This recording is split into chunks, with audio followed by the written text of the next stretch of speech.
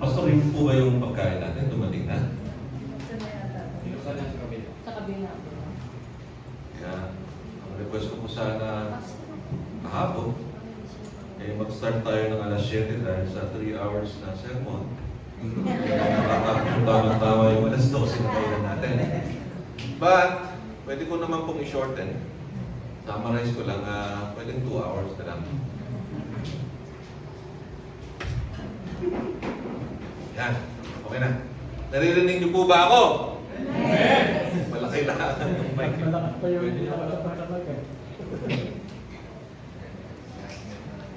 Okay, special na po yung aking glasses. Nakikita ko lang sa inyo. At saka itong aking binabasa. Ano ba tawag doon? Progressive. Amen! So, kung matatandaan ninyo, we are here for one reason, and sinabi na ni Pastor, ito po ay hindi aksidente. Everything that's happening is not an accident. Kung maalala nyo, the last anniversary is, saan po tayo? Sa Tagaytay. And pagkatapos pong may post-mortem meeting, marami pong nabitin. Actually, lahat po, ang sabi, one night, hindi yata kasya yun. And then, umulan pa, marami hindi nakapag-swimming. Ngayon, ang ating swimming pool, swim all yun Di ba? And we are here for 2 nights. At napakaganda yung ambience ng ating lugar. And indeed, malaki po ang ating pinapasalamat sa ating Diyos. And the way I see it, yung ating preparation, kudos sa team. Hindi po madali yung mga ginagawa nilang kung paano nila dinevise yung mga events, marami pang mga props, pati yung mga stickers and everything. So, kudos to the organizing team, ng mga facilitators, napakagaling sa wala ng mga and indeed, yung sa akin as an elder, I may not be here sa inyo 100% every time, physically, but I can see at marami pong nagre-report sa akin. Alam nyo na kung saan magaling and everything, but the way we are progressing, nakaka-call sa Lord because He really, ang sabi nga sa mga prayers natin is God will always provide for our need and He is fully in control. And nakikita na natin sa paglago ng ating church, the way we speak with each other, the way we devise our plans and everything, we are all set to the next stages of our church. Amen? Amen. Amen. So, as an introduction, na-touch ko lahat ni Pastor. Ang sabi na natin is hindi po ito aksidente. When Pastor had all the series until eto nga at this day, touching on the book of Jude, we are reminded sa mga apostate, sa mga false teachers. We are now in the stage wherein kailangan na natin malaman ito, lalo na sa mga younger generations natin. Rather than being away from their family and loved ones, sa mga school nila, and then they are going to be trapped by wolves around them. They are going to be veered away from the true and one true gospel, and that's the truth. And ito nga yung ma-share ko with all my months na sa UK. Marami po akong observation na ma-share sa inyo, in which it is true na sa lahat po ng ating nadi-discuss, pastor's discussion on everything, is talagang malapit na po talaga. And I will give examples of all my observation, and Sister Lani could attest to that sa 2.5 months na nag-visit sa UK. And for us, na hindi pa nakarating doon, sa mainstream media lang tayo nag-rely, what we just see is just the tip of the iceberg. Yun yung gusto lang nilang makita sa mga tao, kung paano gumalaw ang kaaway. But for us, for me, relying on the Word of God and align with the Reformed theology, nakikita ko talaga kung paano gumalaw ang kaaway, and that is dissuading every human that is possibly weak, na hindi wala siyang foundation sa truth and Word of God. Amen? So, 14 years. Last Friday evening, na-discuss ni Pastor David sa ating series, The 3Ds. Remember? You still remember? Kung nag-notes kayo, what are the 3Ds that we discussed? Descendants, dynasty, remembering, amen. Maraming nag-notes.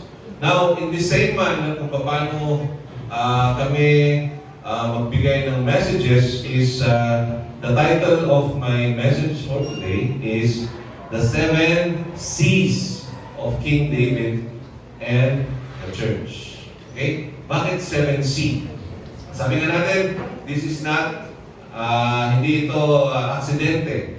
7 C's dahil pag kinumpare mo si King David and the Church, so 7 plus 7 C's, ilan? Ilan? And 14 is aligned with what? Anniversary. So, nakita ko lang kagabi, when I'm going to be discussing the 7 C's of King David and the 7 C's of the Church, because this is a simile and comparison, 7 plus 7 is 14 years. So, hindi po talaga aksidente yun. Amen? Amen. So, introduction lang po yun, and let's all bow our heads and let's pray. Heavenly Father, Lord, we thank you once again for this wonderful opportunity na kami sama-sama and to study your word and to be rebuked, Panginoon, because our hearts are filled with hate, Panginoon, being human, Panginoon. We sin, Panginoon, and we ask you, Lord, to cleanse our hearts right now. Be able to focus in your word, Panginoon. I will be in the families of the cross, Panginoon. As Panginoon, your word will be declared today in this place, Panginoon, for the fullness of your grace. Amen. Amen. So let's start. Ang ating pong verses na pinagbasihan, because it is all the basis of our theology. Amen. Umuulan. Kagabi po umulan. And sa mga nami-meeting pa kagabi, how did you manage? Doon din kayo habang umuulan? Or did you run inside para tapusin yung meeting mo? Yun pa yung isa na na-observe ko. I mean, late. Mag-alas 12 na yun, nagbi-meeting pa rin yung ating mga facilitators. They are trying to brainstorm kung sino yung nanalo. Ang sabi ko ganyan, tapos nandun, nagkakape si Brother Richard at saka si Sister Hazel, who belongs to Red and Blue Team. Sabi ko ganyan, talagang pinagdidibatihan pa kung sinong second place between blue and red. Kasi nga, of course, obedient heart.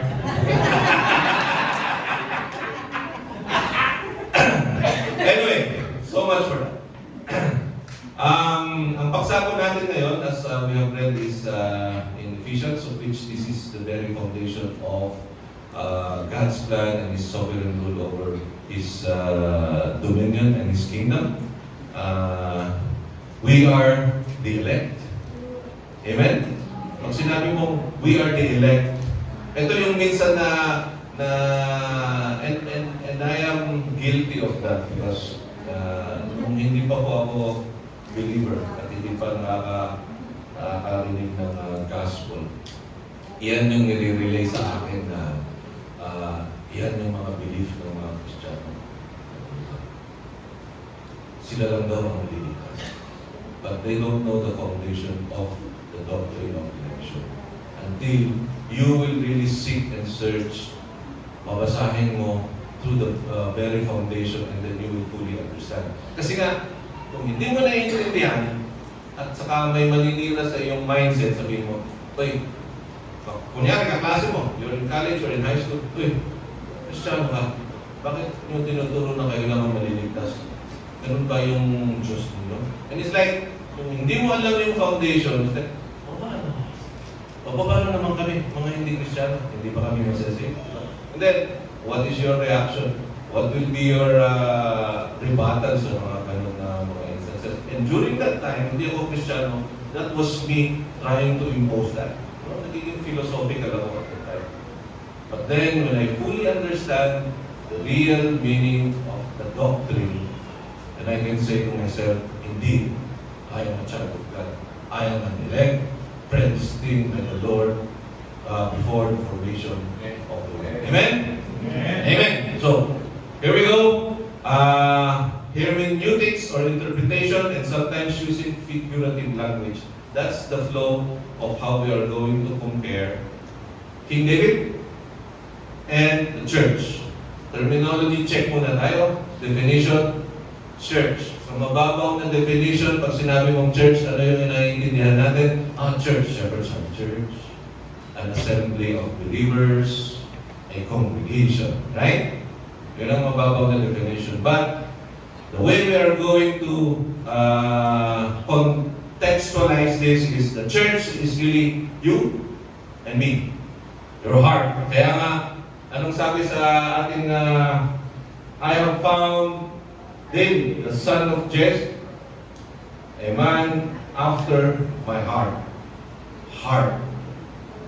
Who will do all my will. So, with that, King David, with all of the ilang Sundays na natin napag-gulay-gulayan ng life ni David. 3 Sundays, with all of the Wednesday prayer meeting, and then yung mga Mondays, and then with all of the presentation here. So alam na natin ang buhay ni David. Now, we need to compare that as a simile to the church. You and me. Okay? So number 1, ano yung first C? Try to base it from what we have heard through His Word. King David was called. King David was called. Right? Romans 8:28, my favorite verse. Right? Everything works together for good for those who love the Lord, for those who are called for His purpose. Diba? Tayo'y tinawag. Same thing as well with King David. Hindi pa siya king, he was called. And who was the instrument of this calling? Sino yung isang oras na nag-present? Talagang it was really, naintindihan ko. Yung ganun-ganun pa si Samuel. Right? And that's true. Namili siya sa mga, from the firstborn of Jesse. And then, wala. Ang akala niya, with his human prophet na siya, Prophet Samuel, with his human knowledge, ang akala niya, yung pinakamakisig, yung pinakamatikas, yun na yung pili ng Panginoon, but it's not. Right? So, for us as well, sabi nga ni Sister Lani sa prayer niya, maliit man tayo as a church, but you would see the progress in our hearts on how we as members of this church are fully progressing in terms of our spiritual path. Diba? Amen? Nag-joke-joke na tayo kahapon, Kuya Hill, Brother Hill, right? Sa mga pagkain. And madalas, sa mga edad natin, huwag na tayo magalit sa ating mga misis kung tayo'y sinasaway sa mga level of foods or contents of cholesterol na intake natin. But one thing that strike me na sinabi ni Brother Hill, safe naman na ako, mauna na ako para at least makalay ako ng red carpet para sa inyo pag kayo sumunod. It's like, it was really a joke, right? Joke lang yun. Tumawa kami. But then realizing the fact na pag talagang yung salvation is the glory of your salvation, and we will dwell on that later on as we try to conclude. If you are so confident on it, di ba? I mean, we all go through every, sabi na nila, come hell or high waters kung tawagin nila. Ako, minsan lang ako umuwi. ito yata yung pinaka-longest kasi 6 months. I have to forgo one of my rotation.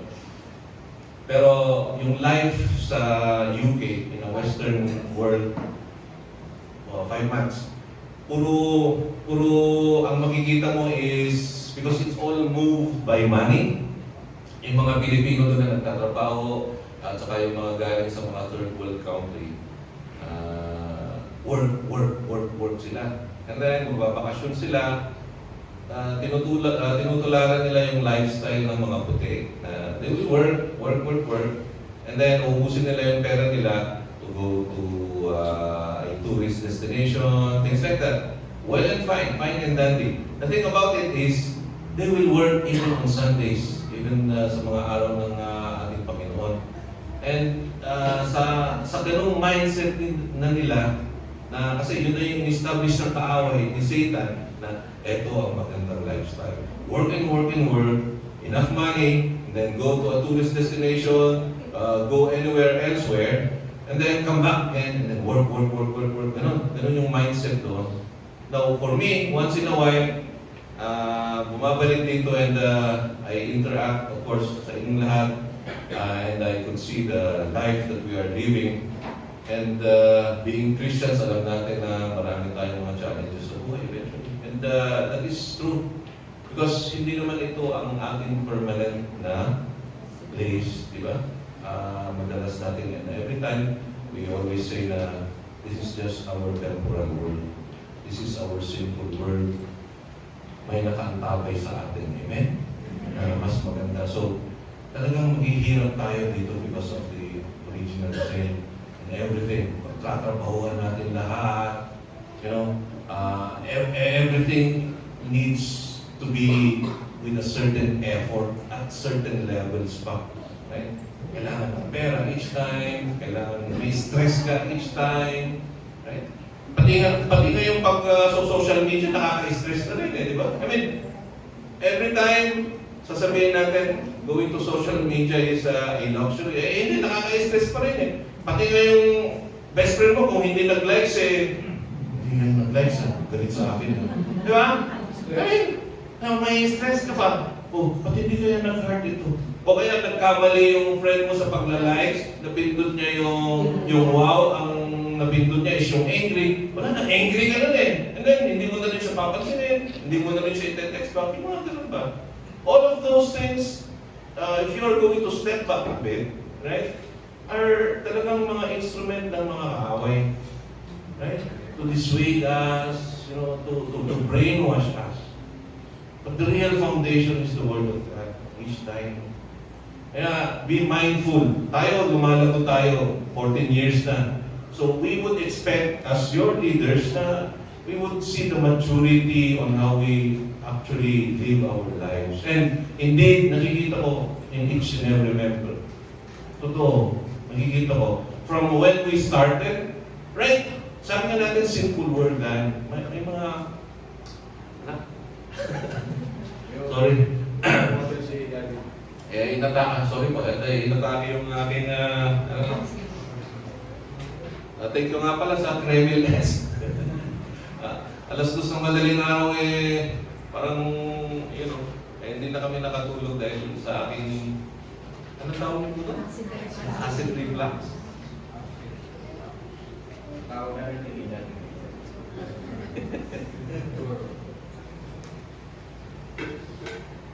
Sorry po. So where was I? Okay, sige. Yun. So we will all be faced with trials in life. Normal po yan. It is how we deal with it that will make it perfect. And how do we deal with it? In Christ. Yung inawit natin kanina. Yung inawit natin kagabi. Where does our strength come from? Diba? Naawit natin lagi yan.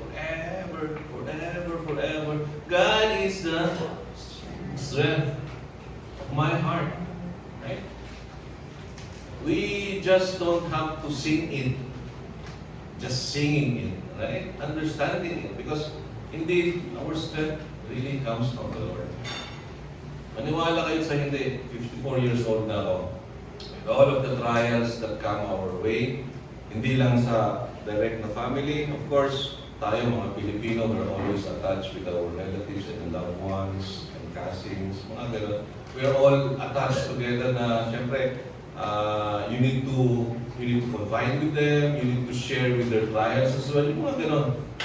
Sa Western world, ano na yung mga pag nagkaedad na sila, the government really has budget for their elders. And then, gobyerno nang bahala sa mga ganyan. So, asan na yung intimacy or relationship sa family members? You know? Kasi, successful doctor na siya, successful lawyer, mga successful scientist na sila. And then, wala na. They wouldn't even go back. Para bang utang na loob na nila na balikan yung kanilang mga parents na naandun sa foster homes to visit them. I mean, I've been told sa mga stories na, siyempre, dinidiscuss din namin yan during break time, na, masaya na pag binabalikan at binibisita yung mga parents nila or mga lolo nila. Maybe once in 2 years. I mean, once in 2 years, 5 years na lang at an average ang ibubuhay ng mga lolo at saka mga parents nila sa mga foster homes. And parang utang na loob pa, madidistorbo yung kanilang mga schedule to visit them once in 2 years. Can you imagine that? Sa mga children, I challenge you, sa mga kabataan, sa mga lolo nyo, kung hindi nyo ba nakikita ang lolo at lola nyo in a month's time, do you miss them? Yes. Di ba? Oh. Stay hold on that culture para sa atin. Take care of them, right? Okay? Amara. Very good. Alright, so, church, we are also called. Tulad nga na sinabi ko, Romans 8:28, we are called according to His purpose. The next C is, David was chosen. Napili siya. He has a destiny planned by God. David's purpose is also defined. Di ba? Sa kanyang buhay na nilang-hala. Tama ba yung Tagalog ko? Or ipinortray natin with all of the portrayals na nangyari kagabi and with sa ating pananaliksik, we fully understand that it was God who is actually planning everything in his life. He was fully in control.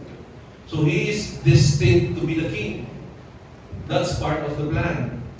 David's ministry or things to do is revealed by God for the divine purpose of becoming a king. Right?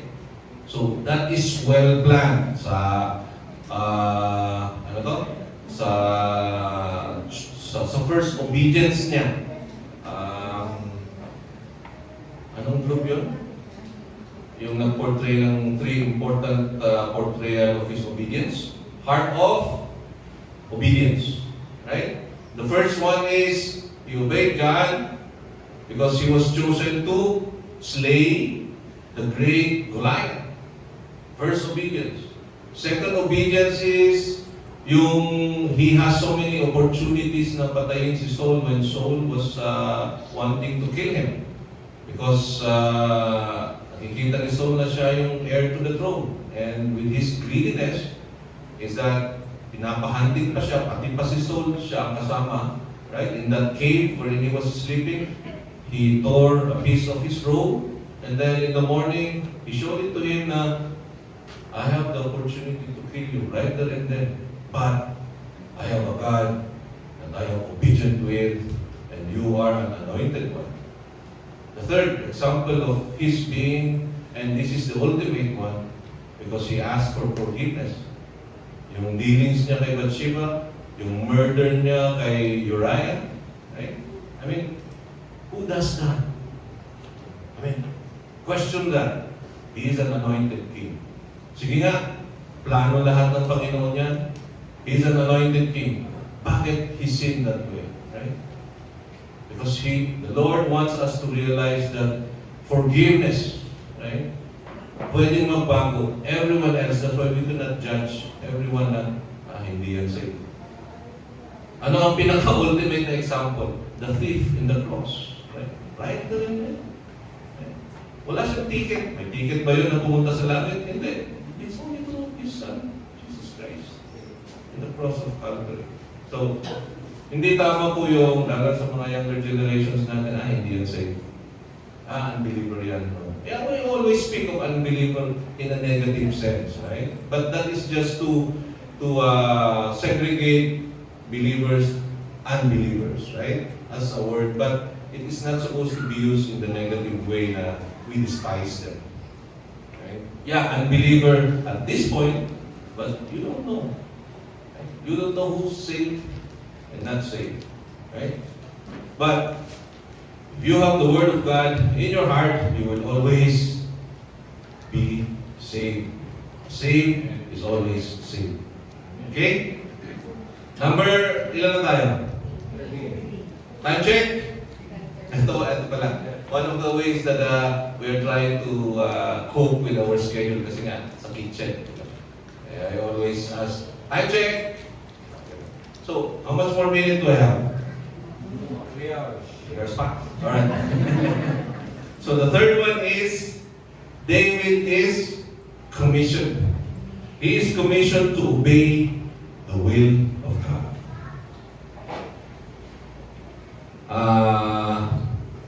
The last group that presented, ano yun? Heart of a shepherd or shepherd's heart. Right? He has a shepherd's heart. Doon niya nakuha yung kanyang charisma. Sinabi sa Bible na he is very charismatic. You know why? Yung training grounds niya being a shepherd. Nakita niyo yung paano pinor-train ni Brother Andre kung paano niya i-tend yung kanyang mga lambs or mga sheep na pag may nawawala or someone who is astray is sinusungkit niya sa leeg using his staff, yung mga ganon. And then you could also see kung paano niya alagaan yung mga sheep kung na-injure sila, things like that. Now that manifested when he was leading an army. Na nakita nila yung puso niya that he was, it manifested through kanyang being charismatic at naniwala yung mga army. That's one aspect as well na binigay ng Panginoon sa kanya. Right? And us being Christians, being believers, we have that in ourselves. Right? Mamaya, pupunta tayo doon sa kagabi, meron kaming 30 minutes Bible study ni Pastor and talagang sinaliksik pa namin.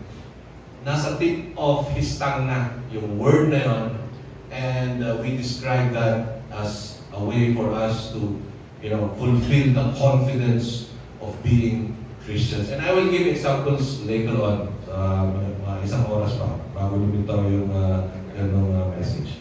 Okay? And in the same manner, the church, you and I, we are commissioned as well to obey the will of Christ. Right? In the same manner. So, we are called, David is called, we are chosen, David was chosen. Third, commission. The fourth one is caller's mandate. Right? In this case, who is the caller here in the time of David? Sino ang caller? Sino ang nagbigay ng mandato sa kanya? Si God. Right? All comes from God. All the mandate that has to be fulfilled, all came from God. Malala nyo,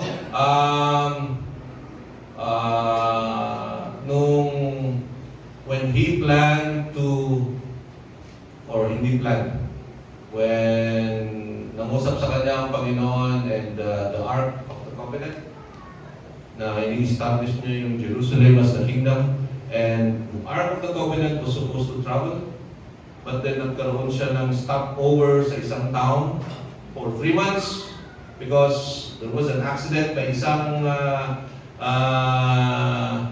isang gustong i-touch yung Ark of the Covenant of which that is not sanctioned or mandated by the Lord, and they have to at namatay. and there was a stopover on the town. Within the 3 months, that town progressed, it blossomed. May sinabi sa Bible na talagang it progressed within the 3 months alone. And that is also one of the one of the manifestations na talagang where the ark is, it will develop. That's the reason why lalo pang umigting or strengthen the will of David to really pursue na yung Ark of the Covenant is really going to Jerusalem. Right? Alam niyo yan? Okay? But David's success is always because of God. Now, for us, Colors Monday, in the New Testament, the color here is Jesus Christ. Right? All comes from Jesus Christ as He already planned even before the foundation of this world. Every success of the church, of yourself, you and I, always comes from the Lord Jesus. Every failure, if we fail, comes from our sinful nature. And we are not supposed to blame the Lord Jesus. Fifth one, David was committed.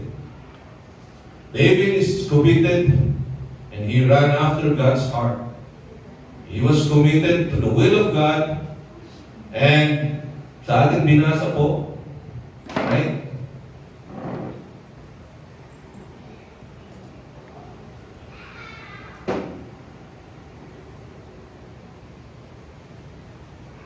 We are called before out. We are called from. We are called with. We are called to. We are called under. We are called unto. And we are called for.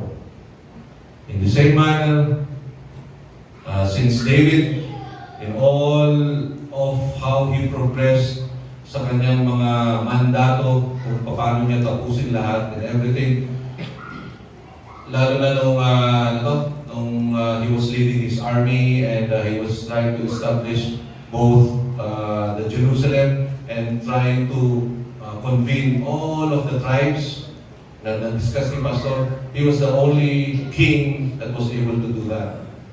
The undivided Jerusalem at the time. Ngayon, may north and south, may east and west, may west bank, may, di ba? Hindi mo na maintindihan ngayon. So, with that, let's go to number 6. Covenant people. David was under covenant people. Remember the history of Adam and Eve, yung the seed of the Messiah? David to Jesus, the covenant. Jesus to His covenant people. In the same manner, para sa atin, we are also in the covenant people, and the ultimate time for that to happen is when Christ will be coming. Covenant, FYI, sa Bible, in the Old Testament, was mentioned 282 times. 282 times. Sa New Testament, it was mentioned 34 times, with a total of 360. Trivia. How many times was the word covenant mentioned in the Bible? 360 times. So, it is very, very important. And the last one, 7, David was cured. Friday and yesterday, it was also mentioned by our pastor, the word cured. David was forgiven. Alala natin, Bathsheba, the murder of Uriah. Who does that? I mean, alam na niya na nagkakasala siya from the firstborn, Absalom, and then he still continued with it. So, yung impact ng kasalanan, sige lang, until such time na hindi na niya kaya. And he was confronted by Nathan. At talagang he cried out to the Lord, he tore his robe, in extreme payata, he cried for so many days. 7 days.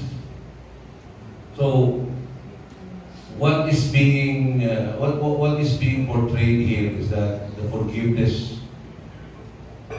Any one of us, kaya lagi tayong nagpre-pray each time to ask for forgiveness because yung depravity, we are all sinners.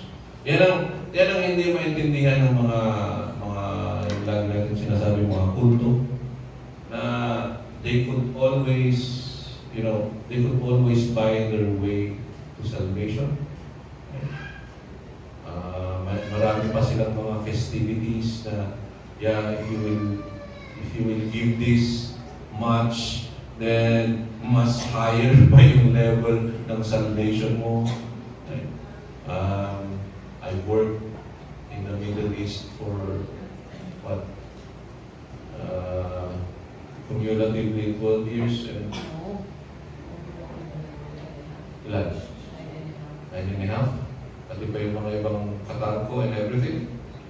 Yeah, I think that's enough for me to realize sa mga teaching nila on good works alone. Yung sinasabi nila na, you just believe in Him na Jesus Christ is just a prophet and He is not the one coming. Kaya naniniwala naman kami kay Yeshua kasi meron pa pangalan ng Yeshua. But then, never realizing the one true Messiah and the Lord, the one true God is our Lord Jesus Christ. Now, what is that on our side as well as a church that you and I? Christ died for us. We are forgiven, and that's the reason why we were justified. So, before the formation of this world, we were elected, we were predestined. And then we are justified through the death or the blood of the Lord Jesus Christ. And with that, having Him in our hearts, through the works of the Holy Spirit, we are sanctified. And living in this earthly and sinful world each time, we should have that confidence. And this is it where I will say na yung substance ng iyong salvation, the substance or the level of the glory of your salvation is always hinged on our divine inheritance. Madalas natin sabihin yan, inheritance, but do we really firmly understand kung ano yung ini-inherit natin? We are inheriting the kingdom of God. We are the chosen. We are the elect. And what does that make you? In your heart, anak ako ng Diyos. We should be filled with confidence each time that we leave this world. Sino man ang ating makahalubilo. I mean, this substance that will build our confidence is not found in the Senate. It's not found in Malacanang. It's not found in the White House or saan mang mga powerful areas yan. It's in your heart. You are the chosen people. Amen? Amen. We are the elect and we have that substance. We have a divine inheritance na dapat natin ipagmalaki. And we have to have that self-confidence living in this earthly and sinful world, because without that, how will we live a life that Jesus will be seen in our lives? Lagi natin pinag-pray, sana ang makita sa buhay ko ay si Yesu Cristo. Sana ang makita sa buhay ko ay ang kabutihan ng Diyos. When all you do, when you go to your workplace, you're just, sitting there, you could not even influence them. Instead, it's the reverse. You are being influenced. Kasi you need to go through the flow of the culture. Lalo na ngayon, ang dami.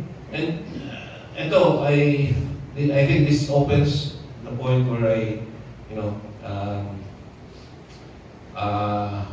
share my experience. So, siguro, for the 2.5 months na binisit ako ni Sister We often go to London, nagtre-train kami. And syempre, naglalakad-lakad kami, and there are really yung Sodom and Gomorrah. Merong alley talaga doon na pang LGBTQ. There are bars there na talagang ang makikita mo, bakit? Ka-table niya lalaki. Pero, ang mamacho, may mga tattoo, ang gugwapo pa. Tapos sa kabila naman, mga gay na lesbians, puro babae lahat. And it's like, ganito na ba ang mundo natin? And it's sickening, and how the Western people really embrace that kind of mentality. Our stance on that is very clear. Hindi natin sila dinidespise. The Word of God stated so. There is one woman, one man, di ba? And yun ang mga distinctions on how. Sa Olympics na lang, di ba? On how they desecrated the Last Supper. Right? Pero marami pa rin mga warriors natin na they are really defying all of this. But for us, as Christians, yung sinasabi mo nga na the substance of the salvation and the glory that's inside you that manifest and build up your confidence to say no, right? And it's not just you saying it. No, this is a culture now that is trying to cover, the mindset of all people. Sa US, ganyan din ang problema nila. Sa UK nga, sabi nila, kasi ang ginawa ng mga UK, they want to follow the model of Singapore kasi na interracial, dami-dami na nagpupunta, right? So, ang ginawa nila, etong Manchester, yung isang town dito lahat natin ilagay yung mga Muslims. Dito sa town na to, dito natin ilagay yung mga Indian, mga ganyan. Ang ganon. It has come to the point na pag may mga crime, right? At alam nila na yung mga group or gangs ay doon na nakatira. Hindi makapasok yung mga pulis. Takot sila. Ganon din sa US. So it's a way now that is manifesting na talagang malapit na talaga. Malapit na. Right? And siguro way din ng Panginoon. Istino muna kita dyan, elder mo, so that you would experience and you would see in your bare eyes that it's really, really manifesting na malapit na po. And what do we have to do, right? Now, 14 years na ang Shepherd's Heart, it's still counting, but we need to hold on to the promises of the Lord. Right? Be confident, right? Wear the armor. Hindi yung, alam natin, medyo sikat, mayaman, unbeliever, just to follow the culture, we follow. No, we need to be firm with our stand on what we believe. So, in conclusion, on the data talk, okay? Let me read a few points.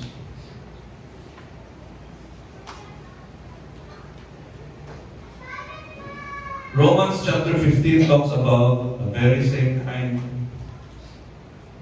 Be of the same mind with one another and in one accord in Christ. With one accord, with one voice, glorifying God. Ito, lumabas sa discussion namin ni Pastor. Ano ba ang lagi natin sinasabi? We have the sole purpose is to glorify God and to enjoy Him forever. Correct? Yes. Pag nag-worship pa kayo, and inawit natin kanina, when we are worshiping the Lord, when we are living this world, if we are praising the Lord, nag-i-enjoy po ba kayo? Yes. Ha? Consistently. Right? Because if not, kung hindi kayo nag-i-enjoy, right, you're not glorifying the Lord. This should be a consistent and this should be a lifestyle, enjoying the Lord. And that comes forth, built up from the confidence of the substance that have in you, that you have being the elect, predestined, as the divine inheritance awaits for us. Amen? Kami, matatanda na kami. I consider myself elder.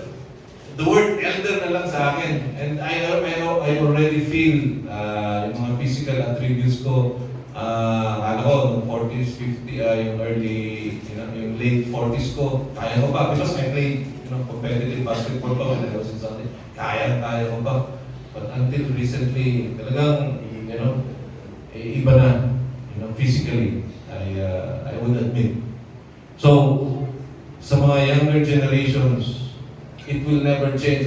Sinasabi natin, the new generation. There are new generation. Merong mga ini-invent, the eons, the eras, the centuries.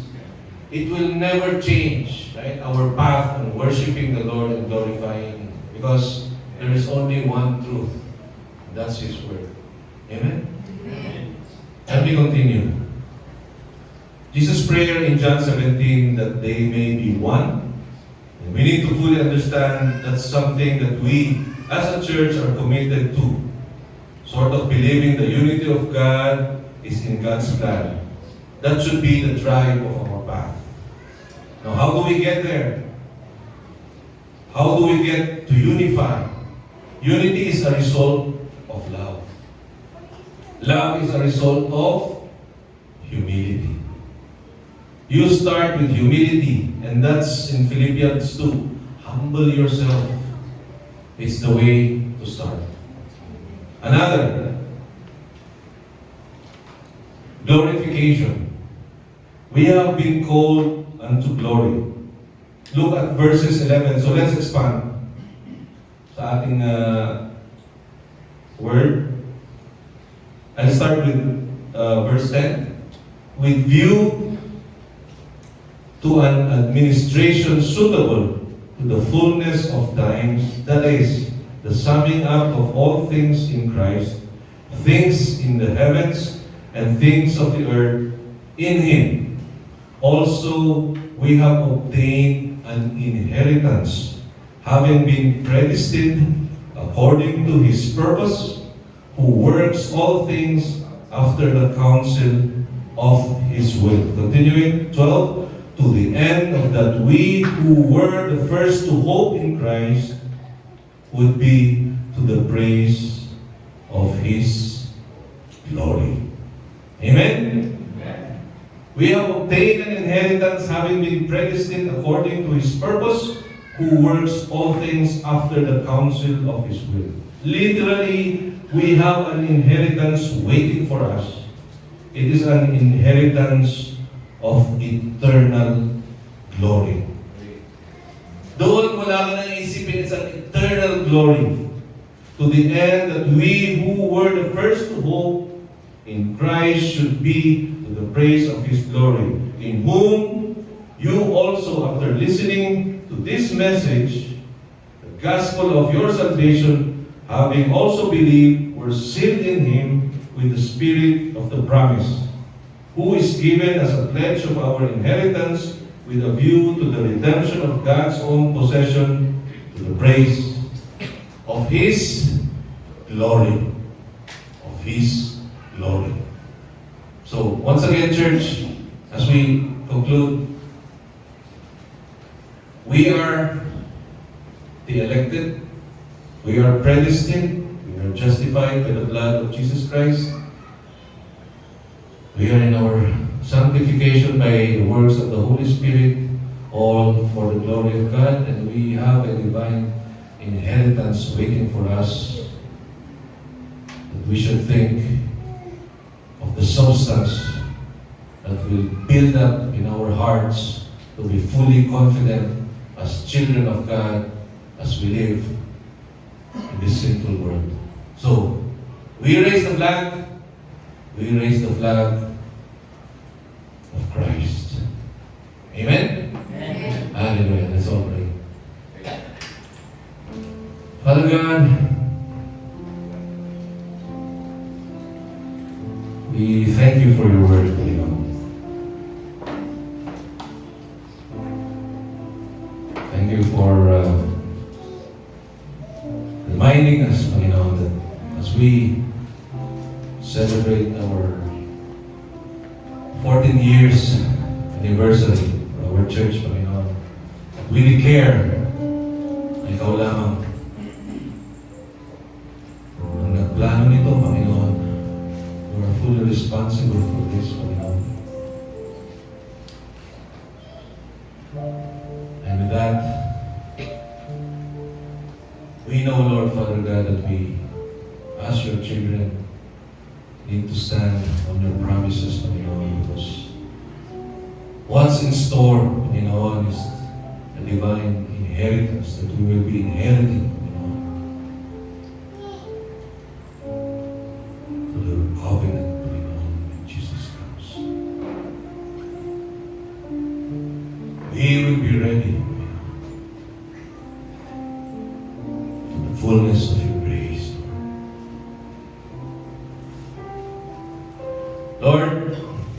Generation will come, eras will come, centuries will come, but there is one thing that will never change, and that is your faithfulness to your children, Lord, and that we are going to hang on to that promise.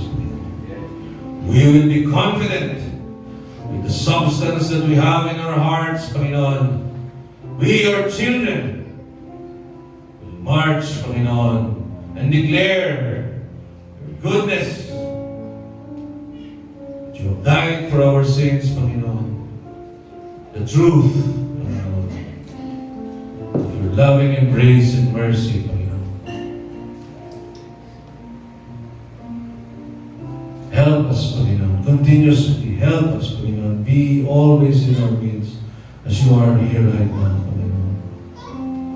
We always declare your name, sovereign, Panginoon. You have willed and planned our lives. As we tick down, Panginoon, to the time, Panginoon, and we will be able to see the fullness of your grace. Lord, once again, hear your children with thanksgiving in their hearts, that will bring back to you all the praises and all the glory through your Son, Jesus Christ, our only true Savior.